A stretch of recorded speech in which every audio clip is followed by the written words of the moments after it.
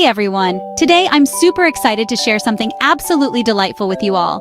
A twist on the classic tea time treat. We're talking about turning your favorite donuts into scrumptious donut cakes. So, why donut cakes, you ask?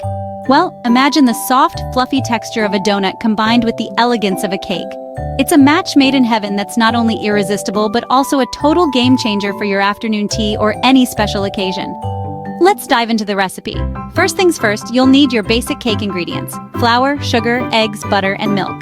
But here's the twist. We're going to add a touch of cinnamon and nutmeg for that classic donut flavor. And of course, a generous dollop of vanilla extract for that sweet, comforting aroma. Now mix all your dry ingredients in one bowl and the wet in another, then combine them gently. You want to keep the batter as light and airy as possible. This is the secret to that fluffy donut texture. Next up, pour the batter into a donut-shaped cake pan. If you don't have one, no worries.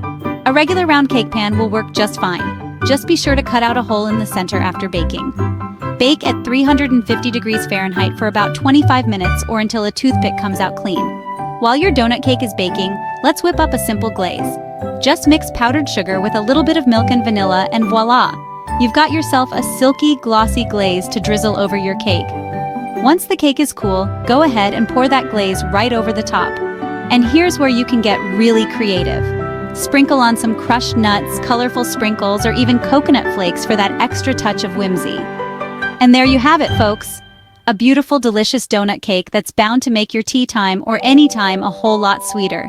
Give it a try and let me know how it turns out. I bet you'll impress not only yourself but everyone who gets a taste of this delightful creation. Thanks for tuning in. Don't forget to like, subscribe, and hit that notification bell so you won't miss any of my yummy adventures. Until next time, happy baking!